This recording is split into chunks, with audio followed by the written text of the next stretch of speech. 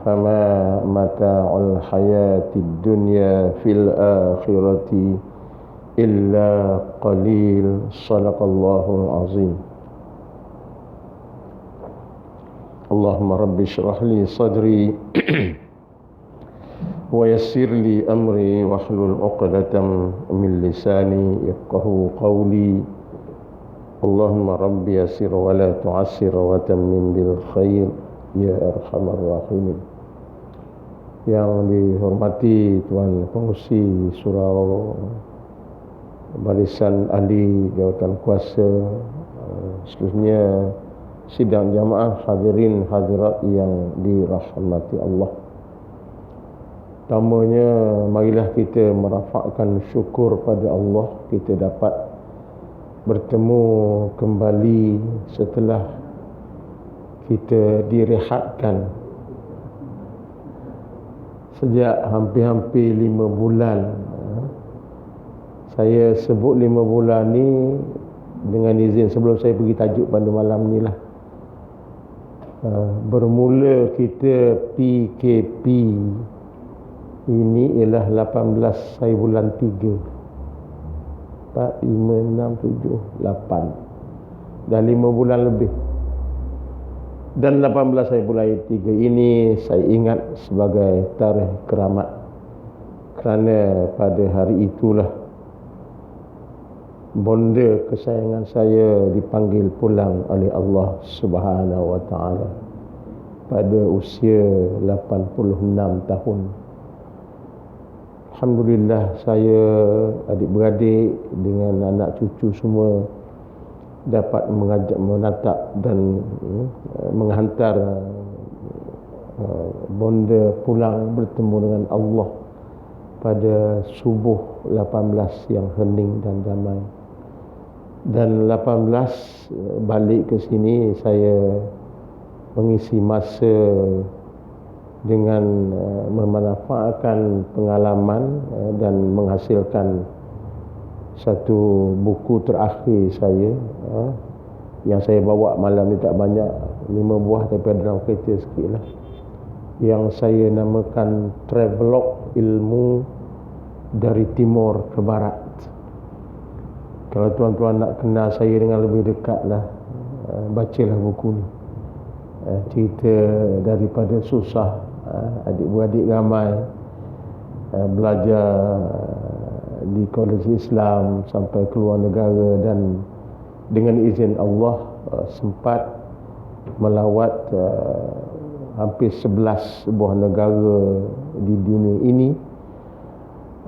Dan dalam kesempatan itu saya menulis dengan nama Travelog, tetapi bukan sahaja berjalan, tetapi saya mengambil ibrah daripada setiap perjalanan itu. Di Makkah sudah tentulah banyak ibrahnya, termasuklah yang juga saya catatkan tuan-tuan dengan full color ni tuan-tuan, gambar di Taif yang subur sekarang, hijau. Dan Nabi sebut apabila bumi Hijaz yang kering bertukar menjadi hijau, itu petanda kiamat sudah hampir. Malah Taif ini sangat terkesan, tambah-tambah yang saya nak sentuh juga malam ini, ibrah daripada Hijratul Rasul. Hari ini hari yang kelima Muharram, baru sangat lagi. Kerana di Taif inilah tempat Nabi berdakwah kepada orang-orang Taif, yang disebutkan oleh Allah dalam suratul Anfal ayat 20. Itu titik tolak daripada hijrah Nabi. Wa iz yamkuru bikal ladzina kafaru liyaqtuluka aw yusbituka aw yukhrijuka wa yamkuruna wa yamkurullah wallahu khairul makirin. Wahai Muhammad, orang-orang Mekah ini musuh kamu yang menentang Islam, merencanakan ke atas kamu 3 perkara dengan jelas Allah Ta'ala sebut. liyusbituka, nak penjarakan kamu, au yuqtiluka, nak keluar membunuh kamu, au yukhrijuka, nak keluarkan kamu daripada bumi Makkah. Namun penutup ayat ini Allah Ta'ala menyebut wayam kurun, mereka merancang, wayam kurullah, Allah juga merancang, wallahu khairul makirin, dan Allah sebaik-baik perancang. Kita pun tuan-tuan kena ingat kita ni hidup kita boleh merancang dan kena merancang. Orang yang gagal merancang untuk hidup, kalau kita gagal merancang untuk hidup, adalah orang yang gagal untuk hidup tanpa perancangan. Tapi kena ingat, kadang-kadang kita rancang, perancangan Allah lebih besar. Dan di Taif itulah Nabi ketika lari dengan anak angkatnya Zaid ibn al-Harithah. Kitab-kitab sirah banyak membicarakan dan mengkisahkan perihal Nabi berjalan dua beranak dengan Zaid sampai Taif, dengan harapan orang-orang Taif yang buminya subur juga hati mereka subur untuk menerima kebenaran Islam. Tapi ternyata bila Nabi sampai ke Taif, baginda ditunggu dengan batu dan kayu oleh pemuda-pemuda Taif, dalam keadaan badannya berdarah. Allahu Akbar. Sain Ramadan Al-Buti menulis dalam kitabnya Fiqh Sirah, buku lali Nabi, dalam kasutnya darah Nabi. Ketika itulah Nabi memanjatkan munajat yang masyhur, Allahumma ilaika ashku dha'fa quwwati wa qillata khilati wa hawani 'alan nas. Allahumma anta rabbul mustad'afina wa anta rabbi ila man takiluni, ila ba'idin yatajahhamuni am ila aduwwin mallaktahu amri, illam yakum bika ghadabun alayya fala ubali. Sampai akhir munajat tu panjang, tapi saya ambil yang awal tu. Yang Nabi kata mengadu pada Allah, ya Allah, ashku, aku mengadu. Syakwa, doa satu tuan-tuan, doa minta, syakwa ni mengadu dalam keadaan payah, susah, dihina. Dha'fa quwwati, lemahnya aku, qillata khilati, kurangnya hilah aku, hawani 'alan nas, hinanya aku pada mata manusia. Nabi bertanya pada Allah, Allahumma anta rabbi wa antal mustad'afin, engkaulah Tuhan golongan orang-orang yang lemah, dan juga engkaulah Tuhanku ya Allah. Engkau nak serahkan aku pada siapa? Pada musuh di Mekah, ataupun pada mereka yang ada kuasa yang boleh melakukan apa saja pada aku? Namun Nabi menyebut, illam yakun bika ghadabun, kalau tidak kerana engkau murka ya Allah, dakwah aku jalan. Inilah yang titik tolak hijrah ni tuan-tuan.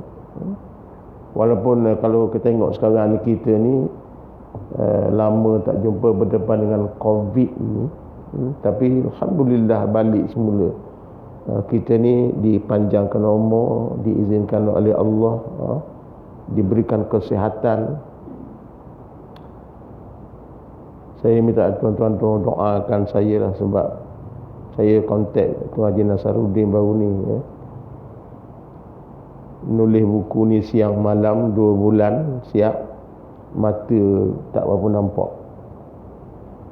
Saya pergi cek dekat hospital masa Tung Hussein On, dia kata encik kena penyakit glaukoma. Saya tak tahu apa glaukoma ni, ingat katarak je tuan. Rupa glaukoma dia kata kalau tak dirawat segera boleh membawa kepada hilang penglihatan. Saya nak kongsi tuan-tuan baca satu surah ayat Quran merawatan mata kita ni lah. Ambil sikit surah Qaf ayat 20. Fakashafna anka ghita'ak.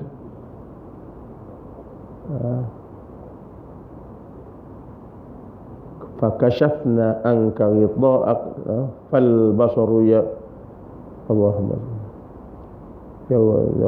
yawma hadid fal basaru fa basarukal yawma hadid fakashafna anka ghita'ak fa basarukal yawma hadid. Kalau dalam doa tu dari segi kaifiat kita rawatan mata ni, doa tu agak panjang. Allahumma antas syafi la shifa illa shifa'uk shifa'un la yughadiru saqaman wa la alaman illa shifa'uk. Fakashafna anka ghita'aka fabasarukal yawma hadid. Itu Qaf 20. Fasatubsiru wa yubsirun. Fasatubsiru wa yubsirun itu kamu akan tengok dan mereka akan melihat. Ya basir. Itu mana dia? Bukan betul tuan? Betul saya Qaf 20 atau 22, saya tak ingat sangat. 20 ya. Tak apalah kalau tuan-tuan, kadang-kadang kita kena ingat Quran ini syifa wa rahmatul lil alamin. Macam jugalah kita ni dalam keadaan sekarang ni dengan norma baru. Semua jadi Zorro belaka kena pakai topeng, pakai furdah belaka. Teringat kita macam kat Mekah pergi masjid bawa sejadah masing-masing, ya tak? Jadi kita bawa sejadah masing-masing dengan norma hidup baru. Sebab ini ujian besar Allah. Doa, usaha kena usaha, tapi doa jangan lupa tuan-tuan. Usaha tu kalau kerajaan war-warkan sekarang tu elakkan 3S. Tuan, apa 3S tu? Tahu 3S tu? Sempit, sesak, sembang. Sempit, sesak. Kalau boleh sebab tu kita ada penjarakan ni, sempit, sesak. Orang-orang otai ni dia suka sembang. Kalau boleh elakkan kedai mamak sekarang. Ni Sivaraga punya jin ni, Sivaraga ke Sigara asal? Sivagaga, Sivaganga. Jangan main tu, jin daripada India. Jin tu genetik daripada India. Yang dilakukan sekarang ni super spreader. Jadi kita tak lepas daripada dan saya tulis asalnya 2 bab tentang COVID ni, teori. Memang betul tuan-tuan. Tuan-tuan tahu tak, sebelum saya pergi tajuk sikitlah, kenapa nama COVID-19? Saya buat kajian tuan-tuan. Saya tulis 2 bab. Cuma bila saya nak cetak buku ni, saya takut kena saman. Sebab tak ada concrete evidence, just a hypothesis. Hipotesis ni kalau orang marah, dia boleh saman saya, tak mampu nak bayar juta-juta, saya tarik baliklah 2 bab dekat 50 muka. Ringkas cerita tuan-tuan, COVID ni daripada perkataan corona virus Disember 19. Tu D tu for December 19. Pasal apa? Tapi teori memang banyak dibicarakan. Saya buat kajian tuan-tuan. 2 orang saintis daripada Wuhan pergi Kanada, balik ke Wuhan, ada makmarnya siap. Dia buat virus ni dan dia lepaskan virus ini daripada Wuhan pada Disember 19. Sebab lepas Disember 19, raya baru tahun Cina ni, orang Cina akan keluar ke seluruh dunia. Kan bangsa yang paling suka berjalan Cina lah, ya tak? Kita di Johor Bahru tu ada bandar apa nama tu, Forest City. Kalau tuan-tuan pergi Forest City itu macam Cina sebiji. Tak ada satu tulisan Melayu pun. Saya sempat pergi sekali, 2 kali saya pergi. Cina mana tak ada, dan dia sebarkan dalam apa yang disebutkan sebagai perang antara China dan Amerika sekarang ni yang merebut kuasa untuk jadi kuasa domino dalam dunia ni. Caranya begitu. Panjang cerita lah. Cuma kita sebagai orang Islam, tuan-tuan, jangan lupa doa tu. Itu doa yang sekarang ni kita baca tu. Allahumma inna Nabi ajar, tuan-tuan, na'udzubika minal barasi wal junun. Ya Allah, aku berlindung denganmu ya Allah daripada sopak al-baras, al-junun, gila, wal juzam, kusta, wa min sayyi'il asqam, dan juga daripada penyakit-penyakit yang buruk yang boleh terkena. Doa, tuan-tuan, jangan lupa. Irfa'annal bala wal waba, hindarkan daripada kami bala, waba, wasyadaid, kesusahan yang teramat sangat, wal marad, penyakit, wal mihan, ujian-ujian daripada kami, tuan-tuan. Memang PM Tan Sri Muhyiddin sebut baru ni, pasal kedua dia kata kalau kita kena PKP balik ni, negara kehilangan sumber ekonomi setiap hari 2 bilion. Tuan-tuan tengoklah, hotel habis tutup. Kalau tuan-tuan teringin nak tidur hotel sekarang, pergilah hotel murah. Rasa-rasa nak tidur Meridian Hotel dekat KSL Central tu, harga sekarang RM240. Biasa 500-600. Teringin nak tidur hotel mewah, pergilah.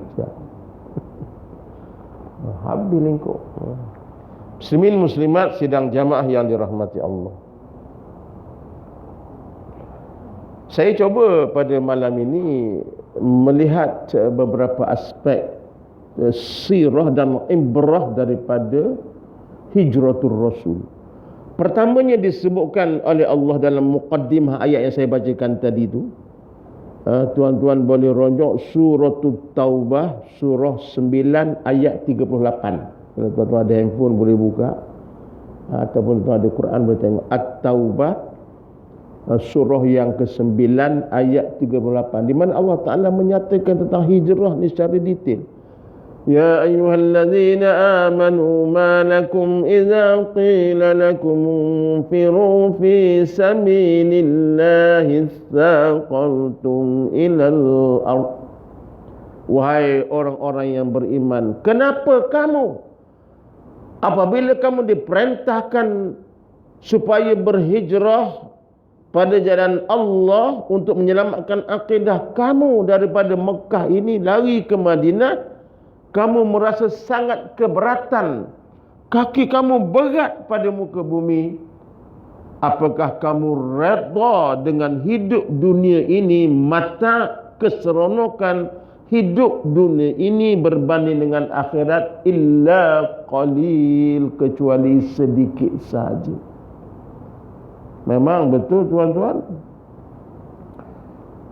yang berhijrah bersama-sama Nabi itu, saya buat kajian, tuan-tuan, yang kita sekarang ni, yang kita tak boleh melihat kehebatan Islam, yang Nabi kata ja'al islamu ghariban fasayaudu ghariban fatuba lil ghuraba. Islam datang asing, di hujung dunia akhir zaman Islam akan terasing. Ketika itu macam-macam fitnah datang. Hendaklah kamu berjuang mempertahankan Islam bersama-sama orang yang minoritas, yang kelompok kecil ini, kerana kebenaran Islam pasti datang. Cuma mujurnya, tuan-tuan, di pertengahan jalan ni, dalam gelombang kebangkitan Islam sekarang, tuan-tuan lihat, memang walaupun Nabi mula-mula sedikit, dalam kajian menyebut Al-Aqabah pertama yang bersama-sama jumpa Nabi 16 orang, Aqabah kedua Aqabah pertama 13, Aqabah kedua 72 orang, dan hijrah kemudian Aqabah yang berhijrah yang sedikit-sedikit dengan Nabi itu 70 orang, campur tolak al-jailul awwalil Islam, generasi awal yang berkorban untuk Islam ini, yang berhijrah ke Madinatul Munawwarah itu sekitar tak sampai 200 orang. Ini generasi pendukung Islam yang awal, sayang pada Islam, macam Suhaib Ar-Rumi. Suhaib Ar-Rumi ni masuk Islam, dia nak hijrah bersama-sama Nabi ke Madinah, dihalang oleh kufar Quraisy. Apa engkau nak bawa harta semua ni pergi ke Madinah? Engkau banyak cantik, cari harta kat Mekah banyak-banyak, nak bawa lagi ke Madinah. Dan orang Quraisy kata, pilihan kamu sama ada kamu jangan pergi ke Madinah, ataupun kalau nak pergi juga tinggalkan harta kamu. Dan Suhaib Ar-Rumi rela meninggalkan harta miliknya di Madinah semata-mata untuk menyelamatkan akidah bersama-sama Rasulullah sallallahu alaihi wasallam.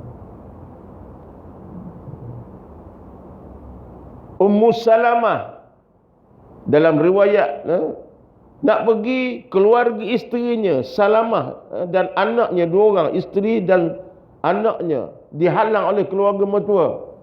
Wahai Ummu Salamah, nak pergi boleh, tinggalkan isteri dan anak kamu. Kalau kena pada kita lah, suruh tinggal harta, suruh tinggal keluarga untuk menyelamatkan akidah, sanggup tak kita sekarang? Sebab tu Allah Ta'ala sebut issaqaltum ilal ard, kamu rasa berat. Cuma mujurnya sekarang tuan-tuan, kita sangat bangga.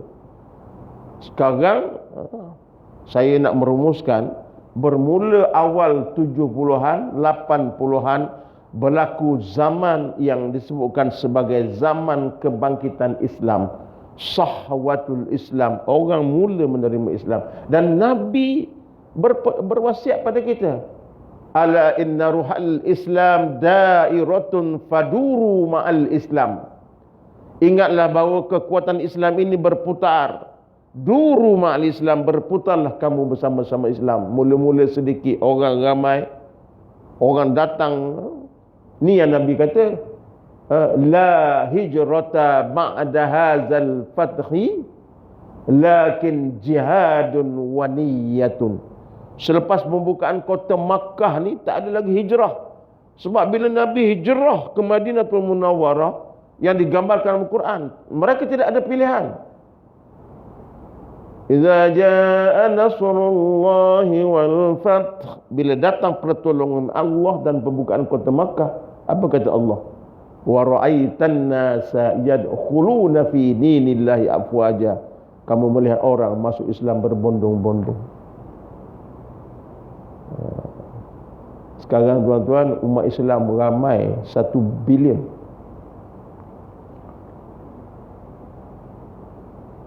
Dengan izin masa pelancaran buku saya buat di rumah saya jemput ketua pengarah Dewan Bahasa, sahabat saya, Prof. Datuk Dr. Awang Sarian, dulu KP, sekarang ni pengurusi Lembaga Pengelola. Dia di China 6 tahun mengajar bahasa Melayu kepada orang Cina, ada Chair of Malay Studies. Saya ingat tuan, kalau orang akademik dia tahu lah. Yang terkesan pada saya dalam ucapan ketika beliau melancarkan buku saya ni, dia kata di China saja, di Beijing dan kawasan-kawasan sekitar dalam negara China itu, secara rasmi orang Cina ada 32 juta. Tapi secara tak rasmi, sebab Cina ni termasuk Uyghur tu yang ditentang, yang dibunuh, diseksa orang Islam di Uyghur, yang tak rasminya difahamkan sekitar dalam 60 juta. Ramai. Di New Zealand, saya cuba catatkan di sini, ada Fians, penduduk tak ramai, penduduk 5 juta, kambing 60 juta. Kalau tuan-tuan pergi New Zealand, kambingnya 60 juta biri-biri, penduduk 5 juta, dan berlaku tragedi pembunuhan kejam ke atas orang Islam yang melibatkan nyawa 51 yang tidak berdosa. Hari ini dibicarakan di mahkamah. Tarrant, si gila daripada Australia yang benci kepada Islam. Saya catatkan, saya sebut di Amerika, Malik Shabazz Malcolm X masuk Islam. Di Great Britain, Datuk Bandar London sekarang ni tuan-tuan orang Islam. Mayor, termasuklah Datuk Bandar di Bradford. Dan saya rasa yang paling ramai orang Islam di Great Britain ialah di Birmingham. Sampai kalau tuan-tuan pergi Birmingham, dia tak panggil Birmingham, dia panggil Barnum. Hey brother, you are from? I'm from Barnum. Pagi ramai sana. Saya pernah memandikan jenazah, Allah yarham, satu orang cikgu, dia pencen. Dia pergi jumpa menantu dia, Datuk Dr. Said. Ini pak saudara Datuk Dr. Wan Fadil, Cik Wan dulu, cik malam di luar. Kenangan tu walaupun dah lama, bila mati cikgu ni kena leukemia, tak ada orang nak mandi. Dan kamilah mahasiswa ni yang postgraduate ni mandikan jenazah. Termasuklah saya mandikan jenazah bersama, Allah yarham, sahabat saya juga, Prof. Datuk Dr. Husin Yusuf Husin, bekas mufti wilayah, tapi Allah Ta'ala jemput dia pulang dululah. Tak begitu tuan-tuan kebangkitan. Termasuklah di Jerman, saya juga catat di dalam gambar saya tuan-tuan. Ada satu masjid baru dibina dengan dananya 20 juta euro dolar, tukar duit ringgit Malaysia sekitar 100 juta. Masjid cukup besar dan cantik. Saya difahamkan, dan memang benar bila saya sahkan dengan kedutaan Turki baru-baru ini, dia kata memang Tayyip Erdogan memberikan dana 100 juta untuk membina masjid di Cologne, Jerman, tempat yang paling ramai orang Islam. Di Amsterdam tuan-tuan, kita ingatkan Amsterdam ni negara Belanda ni tak ramai orang Islam. 10 buah masjid, Grand Mosque, nak beritahu Islam bangkit. Bertitik tolak daripada hijrah Nabi ni ke Madinatul Munawwarah. Dengan susah payah, dalam ayat yang berikutnya Allah Ta'ala sebutkan, illa tanfiru yu'azzibkum 'adzaban aliman wa yastabdil qauman ghairakum. Kalau kamu tidak berhijrah, kamu tidak bersedia untuk berhijrah untuk menyelamatkan akidah, Allah Ta'ala akan mengazab kamu dan menggantikan kamu dengan satu kaum yang bukan di kalangan kamu, yang akan berjuang menegakkan Islam. Zaman Nabi jelas Muhajirin yang membantu Nabi untuk Islam itulah orang Ansar. Kan lepas Aqabah tu Nabi pun hijrah. Nabi lari pun bukan macam kita, tuan-tuan kena ingat. Bukan kita ramai-ramai duduk berarak sallallahu ala Muhammad. Kita ni duduk berarak, tak ada orang halang. Nabi hijrah, Sahib Ar-Rumi senyap, Ummu Salamah diam-diam. Nabi pula berhijrah dengan sahabat karibnya Abu Bakar As-Siddiq yang disebutkan dalam ayat 38, 39, ayat 40 tadi tu dalam surah Taubah. Illa tansuruhu faqad nasarahu Allah idza akhrajahu allazina kafaru thaniya itsnaini idhuma fil ghar. Kalau kamu tidak menolong Muhammad, Allah menolong. Apabila mereka berdua dikeluarkan oleh orang kafir, apabila mereka bersembunyi dalam gua Al-Ghar, iaitulah gua Tur. Lari, dikejar. Hadis menyebut muka gua Tur itu sarang labah-labah buat sarang. Hintai, tak mungkin ada orang dalam gua ni sebab ada sarang labah-labah. Nabi lari dikejar oleh Suhaib, maaf saya, oleh apa, Allahumma salli ala sayyidina Muhammad, Malik bin Suraqah. Maaf saya terbalik, Suraqah bin Malik. Kejar tengok sebab diberi tawaran. Orang Mekah beri tawaran siapa dapat tangkap Muhammad, ganjarannya 100 ekor unta. Oh, besar ganjaran. Suraqah ni dengar ni, hai 100 ekor unta ni 100,000 seekor unta, 5,000 kali lah 100, berapa ratus ribu tu. Kejar Nabi, kejar ni. Bila dengar ramai-ramai, dia kata tak ada, sebab dia nak seorang hadiah tu. Jadi orang kampung tu kata tak ada lah. Jadi dia kejar seorang-seorang. Tengok tuan-tuan, mukjizat Nabi, Allah Ta'ala tolong. Dia kejar dengan kuda dia, jatuh kaki kuda dalam pasir. Dia bangun lagi, kejar lagi, 3 kali jatuh, akhir dapat tangkap Nabi Muhammad. Ini nasarullah. Dan bila nak lembingkan Nabi Muhammad, Allah kata tengok, bila berjumpa Nabi Muhammad kata, wahai Suraqah, kalau kamu lepas akan aku janji bukan sekadar 100 ekor unta, tetapi kamu akan mendapat gelang Maharaja Parsi satu hari nanti. Logik tak tuan-tuan? Parsi ni zaman Nabi ni macam Amerika sekarang lah. Kamu akan dapat kereta Barack Obama lah, contoh gitulah. Nabi mukjizat dia hebat tuan-tuan. Dan ternyata lepas wafat Rasulullah, Suraqah akhirnya masuk Islam lah. Ini sangat menarik ceritanya. Suraqah masuk Islam, dan zaman Abu Bakar memerintah 2 tahun 8 bulan, Islam berkembang sekitar Madinah, Hijaz saja. Tapi di zaman Sayyidina Umar Ibn Khattab radhiyallahu anhu, mula berlaku perkembangan Islam, termasuklah tentera-tentera yang di bawah pimpinan panglima yang masyhur Khalid Ibn Walid. Antaranya menyerang Parsi.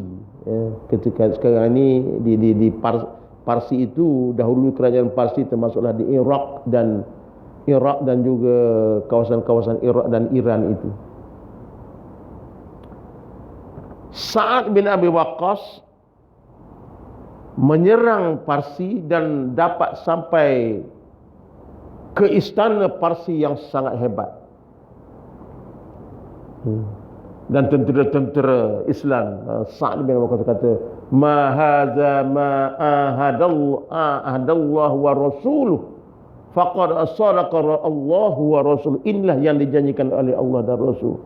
Tawan Parsi, harta rampasan perang daripada istana Parsi bawa balik ke Madinah, termasuklah gelang Kisra Parsi itu. Dan Sayyidina Umar, seperti mana dijanjikan oleh Rasulullah, wahai Suraqah bin Malik, inilah gelang yang dijanjikan oleh kamu ketika hijrah dulu, ini milikmu wahai Suraqah bin Malik. Janji Allah tuan-tuan. Sebab tu kita ni kena yakin dengan janji Allah. Kadang-kadang tak masuk di akal. Memang banyak benda yang tak masuk di akal, tapi berlaku dalam Islam. Idza yaqulu li sahibihi la tahzan innallaha ma'ana. Wahai Abu Bakar, jangan duka cita, Allah bersama-sama kita. Dan Allah Ta'ala sebut dalam ayat ini, fa ayyadahu bi junudin lam tarauha. Allah membantu Muhammad dengan tentera-tentera yang kamu tidak nampak. Siapa tuan-tuan? Malaikat. Sekarang ada tak lagi malaikat ni tuan-tuan? Ada. Dr. Abdullah Azzam, mujahidin di Afghanistan, bila berperang menentang Rusia di bawah pimpinan boneka Rusia ketika itu, Babrak Karmal. Dia tulis pengalaman-pengalaman ajaib di medan perang Afghanistan. Ketika kami dah dikepung, kami dah tak ada ikhtiar dah, logiknya kan memang kami kalah, kata mujahidin. Dr. Abdullah Azam ni pemimpin mujahidin. Tuan kalau baca sejarahnya, mujahid ni ada 3 ketua, Burhanuddin Rabbani, Abdullah lupa bin apa, dan juga Gulbuddin Hikmatyar, termasuk Dr. Abdullah Azam. Dan katanya ketika itu, ketika kami dikepung daripada atas gunung, kami logik kalah. Kami minta doa pada Allah, ya Allah tolonglah kami ya Allah. Dan kata beliau dalam tulisannya, tiba-tiba kami dibantu oleh tentera-tentera berkuda yang berjubah putih dan berperang bersama-sama kami sehingga akhirnya kami menang. Bila kami menang, kami nak berkenalan dengan mereka, siapakah mereka, dan mereka telah hilang dari pandangan kami. Orang Afghanistan mujahid ni hebat tuan-tuan, cuma bila diuji dengan kuasa, berebut kuasa lah. Kadang-kadang kita ni diuji berebut kuasa, macam kita sekarang pening kepala. Duk tubuh parti baru, hari ni saya Sadiq pula tubuh parti baru pula, bengong itulah. Hilang arah kita tuan-tuan. Tapi yang penting kita melihat, inilah masanya untuk kita melaksanakan Islam. Ini paling penting. Jadi balik kepada yang berlaku pada Rasulullah, dibantu dengan para malaikat, waja'ala kalimatal ladzina kafaru sufla wa kalimatullahi yal ulya.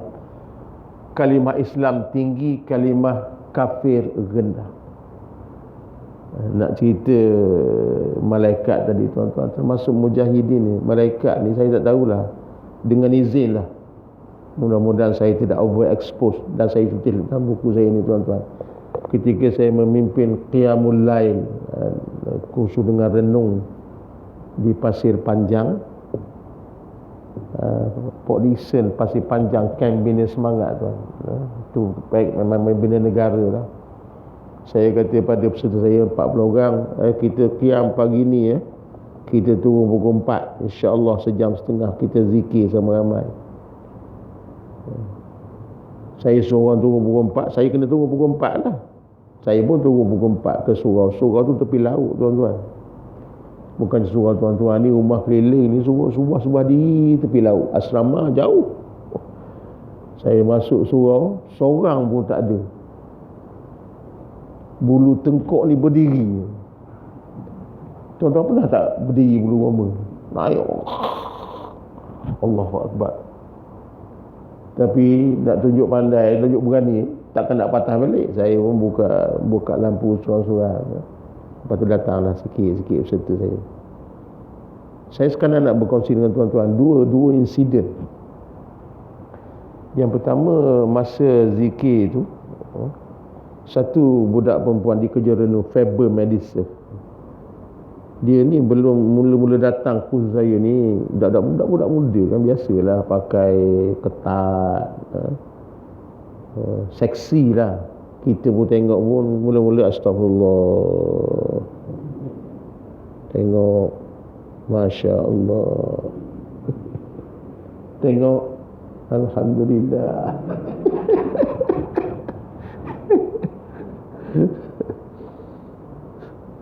Sebab tu jagalah mata tuan-tuan.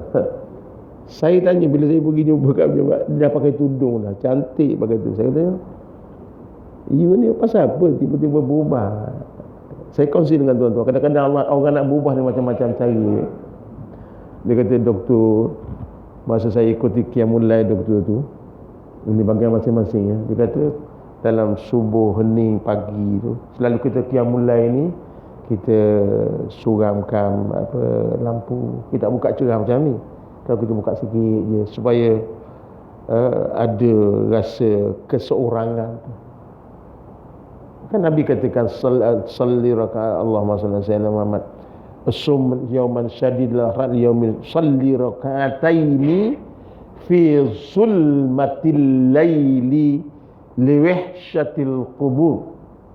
Suruh Nabi ke suruh tu, semayang 2 rakaat fi zulmatil laili, dalam suasana malam yang gelap. Untuk apa?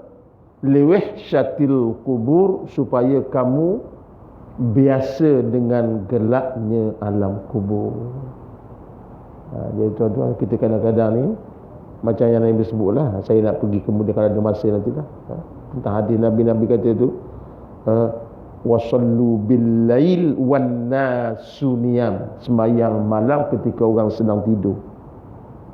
Nabi bila sampai ke Madinah tu, di Quba, Muhajirin Ansar, Nabi bagi ucapan pidato ulung. Nabi pesan 4 perkara tuan-tuan, kalau boleh kita ambil dalam 4 perkara ni. Ya ayuhan nas afshus salam, at'imut ta'am, wasilul arham, wasallu bil lail wan nasu niyam.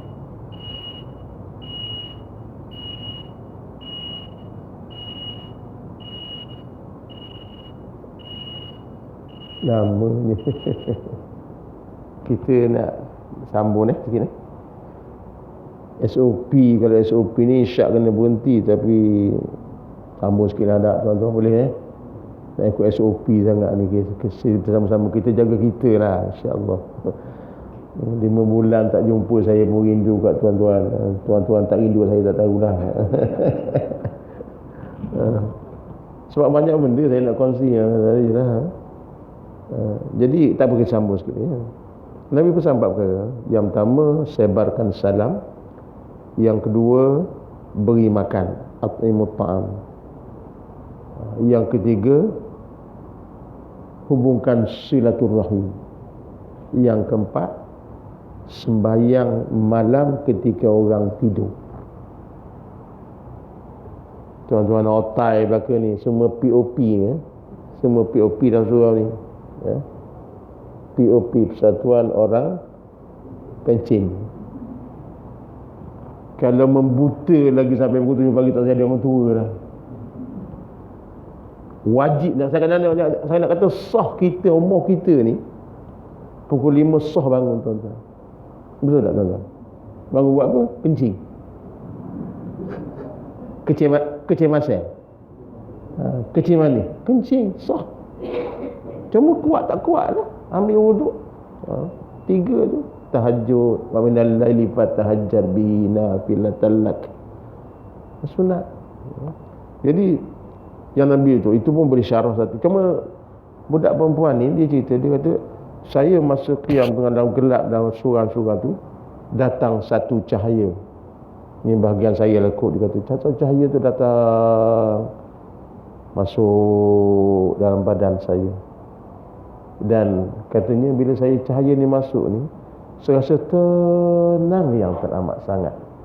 Saya kata itulah hidayah. Yang kedua, cerita malaikat ni, saya pun tulis sikit dalam sini, mudah-mudahan tidak riak. Masa zikir gitu, la ilaha illallah, la ilaha illallah, la ilaha illallah, Muhammadur Rasulullah, ya Allah, ya Allah, ya Allah, ya Allah, ya Allah, ya Allah, ya Allah, ya Allah. La, itu zikir ni. Sebab Quran sebutkan ala bizikrillah tatma'innul qulub. Kita ni kalau banyakkan zikir tuan-tuan, zikir. Afdaluz zikri, sebaik-baik zikir la ilaha illallah. Jangan zikir yang karuk-maruk lah, hulijah hulika, hulijah hulika, itu zikir jampi serapah tu. Tapi jadi juga, saya cerita kat Islam ni 13 Mei saya kena kepung, kami kena kepung. Arwah Ustaz Muhyiddin ke pengetua kami, mari orang ajar ilmu kebal. Ilmu kebal sikit je baca, hulijah hulika, hulijah hulika, hulijah hulika. Amal tuan-tuan, tapi jadi. Ada kata semua okey, kita tok guru mau test, bawa parang nak tetak lengan seorang-seorang. Memang tetak sungguh. Kebal tuan-tuan. Satu orang kawan saya, dia tak percaya, tetak memancuk darah. Saya pergi ceramah masjid dia di Kuantan baru ni. Dia kata, pasal apa yang tak ada? Dia kata, anda bila bagi parang panjang tu, tak percaya je. Bila was-was je. Jadi kita ni zikir. Dan ketika itu, dengan izin tak tahulah, saya dengar bergema macam ramai orang. Dan bila kita bagi salam, kita nampak bayangan lintasan lah.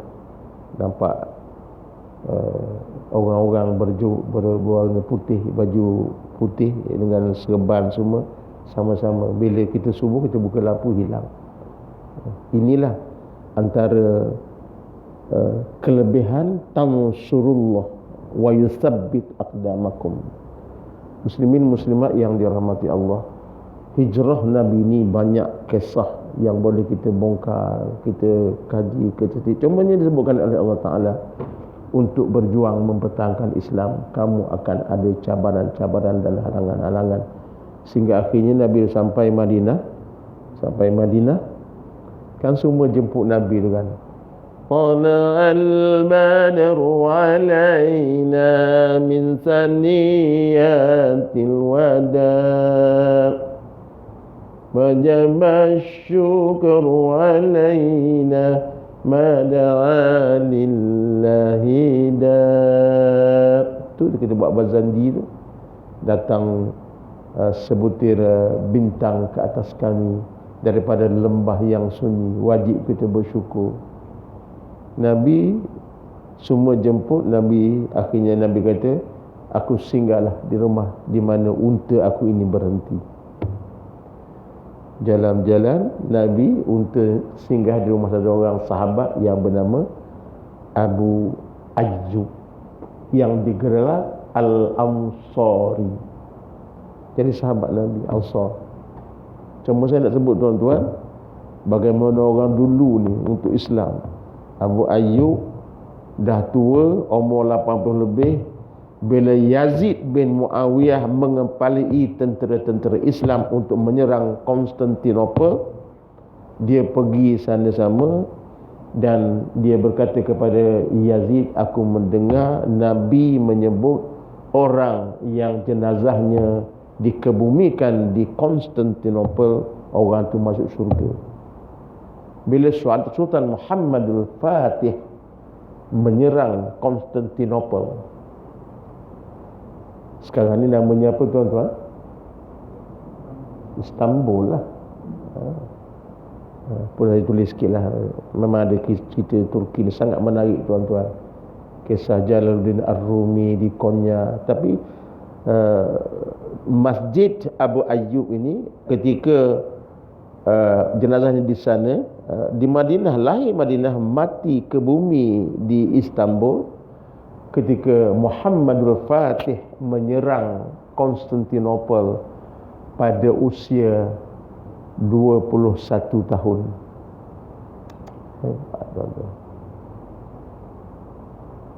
Riwayat menyebut dia menggunakan tentera daripada Siberia sejumlah 600,000 orang nak menjatuhkan Konstantin. Ini bukan senang tuan-tuan.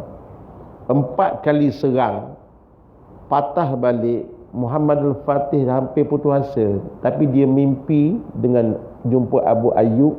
Wahai Muhammadul Fatih, teruskan serangan, insya-Allah kamu akan diberikan kemenangan, dan aku rindu kepada orang-orang Islam di bumi Istanbul ini. Kepung Konstantinopel itu 1 bulan dengan berdilan meriam. Kalau tuan-tuan pergi ke Turki, di Ankara, muzium Turki, bahagian bawah, saya pun cerita juga, ada rasa macam suasana perang betul tuan-tuan. Masya Allah. Dan termasuklah pun saya catatkan mayat Mustafa Kamal Atatürk tak diterima di bumi, di muzium itu, di atas keranda, atas batu mama, tak boleh masuk. Masa nak mati itu pun ada kisahnya, bawa ke laut, disiramkan air, kepanasan yang teramat sangat. Antara jenayah besar Mustafa Kamal Atatürk ialah kerana semangat nasionalismenya yang sangat tinggi, sehingga Antaranya yang pertama, dia tak benarkan azan dikumandangkan di masjid-masjid di Turki. Yang kedua, dia menukar bahasa Quran kepada bahasa Turki.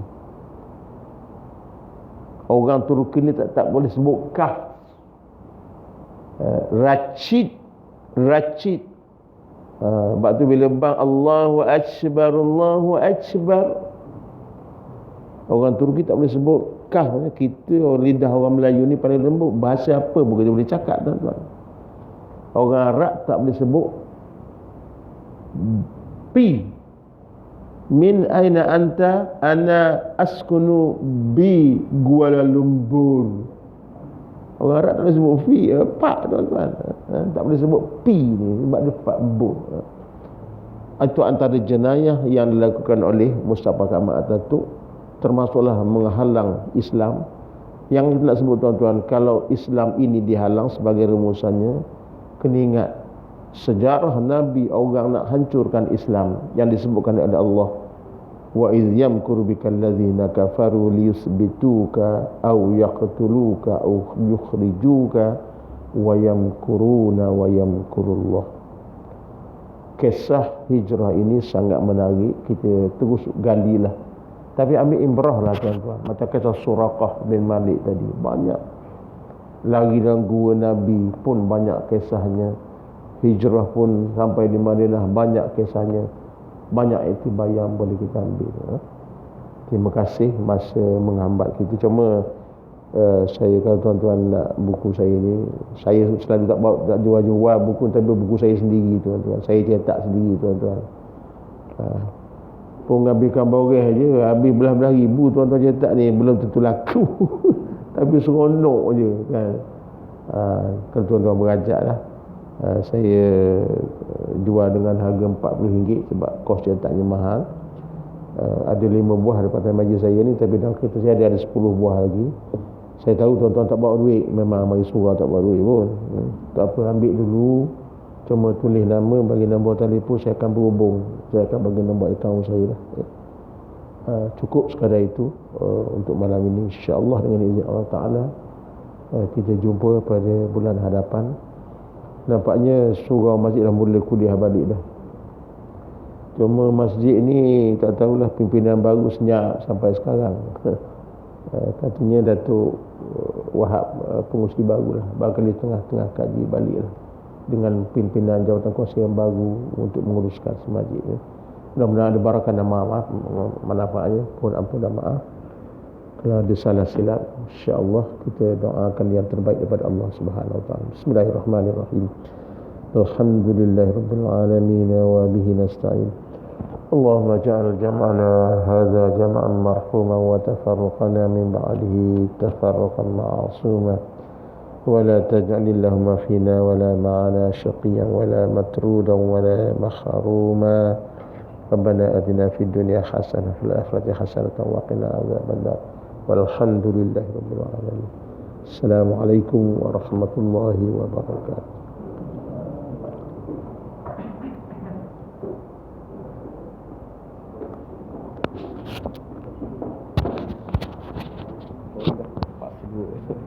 Okey tadi. Lupa dah nama dia. Zainuddin.